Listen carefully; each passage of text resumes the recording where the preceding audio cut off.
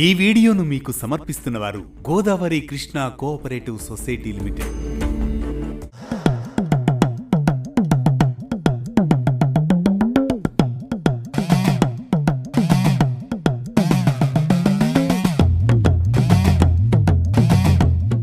ఈరోజు శివాలయాల్లో శైవ సంప్రదాయం ప్రకారం ఆరుద్ర దర్శన మహోత్సవం నిర్వహిస్తారు. ప్రతి ఏటా తెలుగువారి పుష్యమాసంలో అంటే తమిళనాట మార్గశిర మాసంలో వచ్చే పౌర్ణమి తిథి నాడు ఆరుద్ర నక్షత్రం కలిసిన శుభ ముహూర్తాన ఈ మహోత్సవాన్ని జరుపుకుంటారు. ఆరుద్ర నక్షత్రం పరమశివుని జన్మ నక్షత్రంగాను ఆయనకు అత్యంత ప్రీతికరమైందిగాను భక్తులు భావిస్తారు. పురాణ కథల ప్రకారం పరమశివుడు ఈ రోజే తన భక్తులైన పతంజలి, వ్యాఘ్రపాద మహర్షుల కోరిక మేరకు చిదంబరంలో ఆనంద తాండవం చేశారు.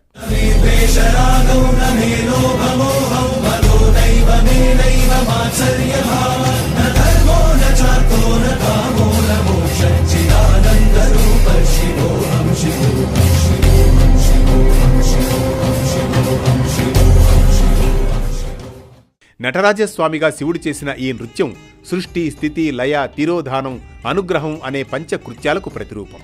చిదంబరం క్షేత్రంలో జరిగే ఆరుద్ర దర్శన వేడుకలు ప్రపంచ ప్రసిద్ధిగాంచాయి. ఈరోజు తెల్లవారుజామునే స్వామివారికి జరిగే మహాభిషేకాన్ని దర్శించుకోవడం వల్ల జన్మ జన్మల పాపాలు తొలగిపోతాయని, మనసులో ఉన్న అజ్ఞానమనే అంధకారం నశిస్తుందని భక్తుల ప్రగాఢ విశ్వాసం.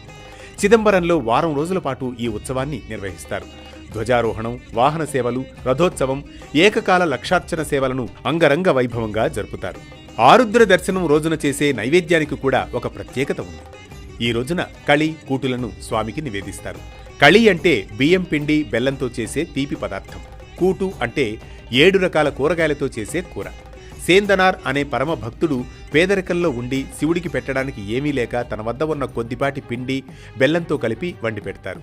భక్త సులభుడైన బోళాశంకరుడు ఆ పేదవాడి భక్తికి మెచ్చి స్వయంగా వచ్చి ఆ ప్రసాదాన్ని ఆరగించినట్లు చెబుతారు. అందుకే ఈ ప్రసాదం ఆరుద్ర దర్శనం నాటి ముఖ్య నైవేద్యంగా మారింది. నటరాజస్వామి తన పాదాల కింద అపస్మారక పురుషుణ్ణి అంటే అజ్ఞానాన్ని తొక్కిపెట్టి ఒక చేత్తో అభయాన్నిస్తూ మనలోని అహంకారాన్ని వెడనాడాలని సూచిస్తారు.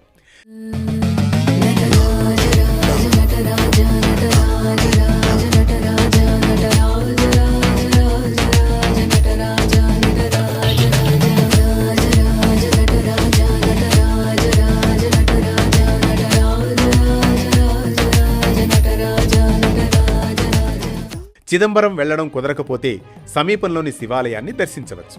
తిరుపతిలోని కపిలతీర్థం, శ్రీశైలం మొదలైన పుణ్యక్షేత్రాల్లో కూడా ఆరుద్ర దర్శన మహోత్సవాన్ని నిర్వహిస్తారు. మరో భక్తి రాగం, ధర్మ దీపంతో మళ్లీ కలుద్దాం రేపటి పరమార్థంతో.